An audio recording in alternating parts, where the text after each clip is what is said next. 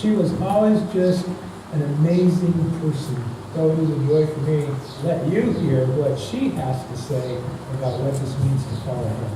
That's sweet. Oh, that's the truth. So it's kind of funny you said that, because that's kind of funny, because that's how I'm starting to say I was always just a good kid.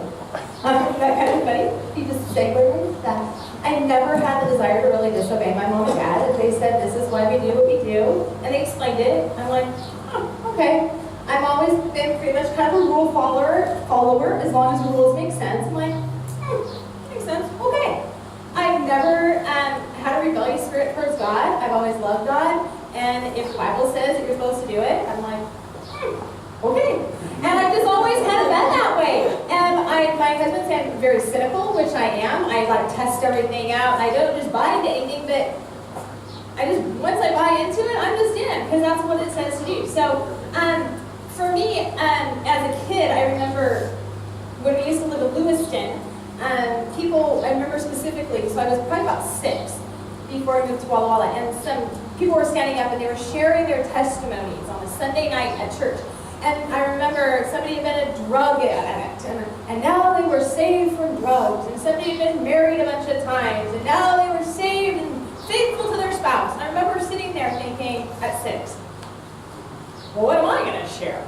You know, I told them why to my mom 3 weeks ago, and that just doesn't sound as good, you know. And we know a comedian, and he's like, man, shucks, I wish I smoked crack cocaine, because then I'd have a great testimony, right? And I was sharing with my dad about that, and I remember he said to me, you have an awesome testimony, because you never had to do drugs, you never had to have all those sad things happen to you, because God's grace has always carried you through. And at 6, I never forgot that. And ever since, I was like, I don't need an awesome testimony, I got one. And I just ran with that. And so that was huge for me. So there were several things growing up. I just decided that I was going to storm the gates of hell and win all my friends for Jesus. That was my goal in junior high and high school. And me and God's angel army, we were just going to win everybody at Walla for Jesus, and we were just going to be this great big Christian school. And that's kind of how I went about my entire high school career, was to be Jesus to my friends. I wanted them to know how much I love God. I wanted them to have that, and I wanted to know that they weren't going to spend forever in hell. And that's what I told them. I'm like, I love you too much. I don't want you to go to hell. And they're like, boy, you are blunt. Yes, I am.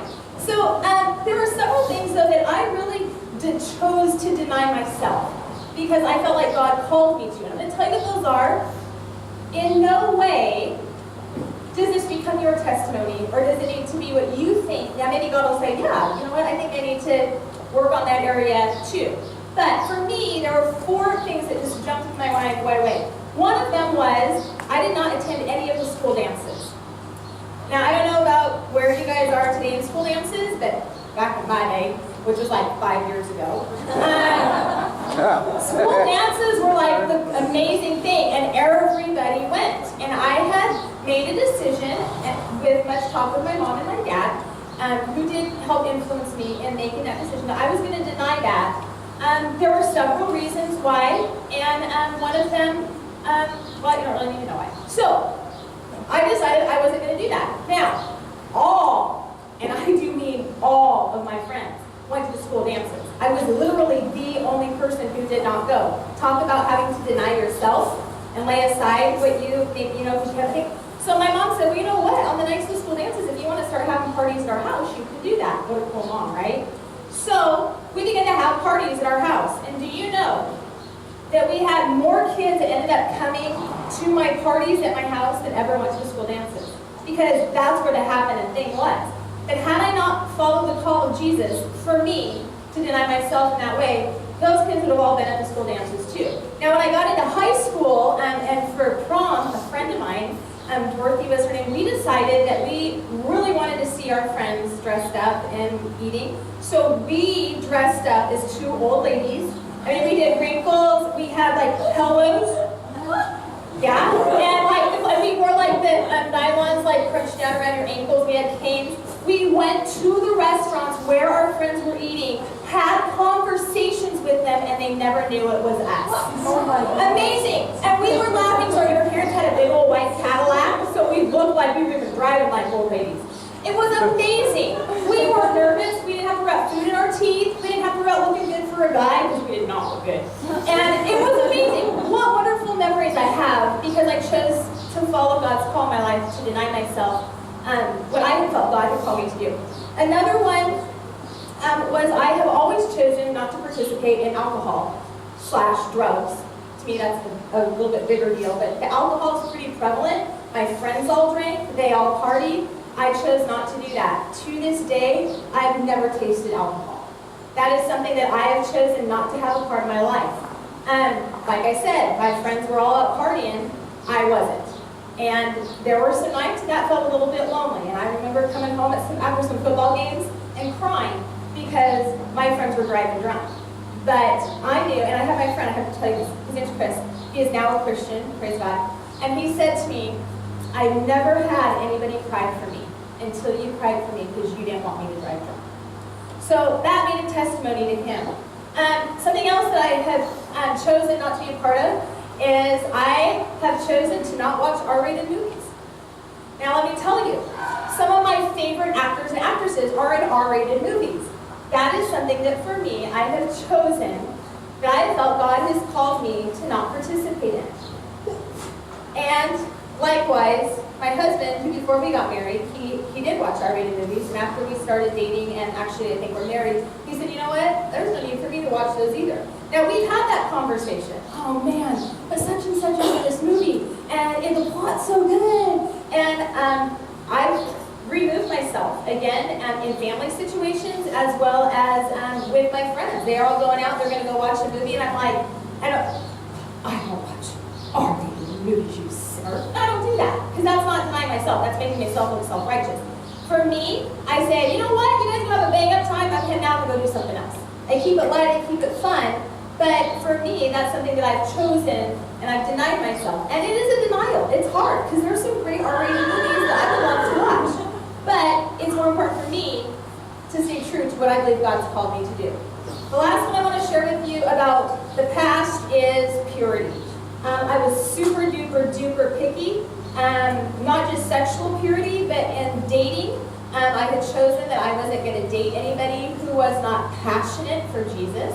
Now that does not mean that I did not think guys were super cute who were absolute jerks, okay? They were not Christians. I could still like, oh man, he is a bait, okay? But I had determined that was all I was going to think, because I was never going to jump into a relationship with somebody that I could lose my heart to, who I never really wanted to end up marrying in the end.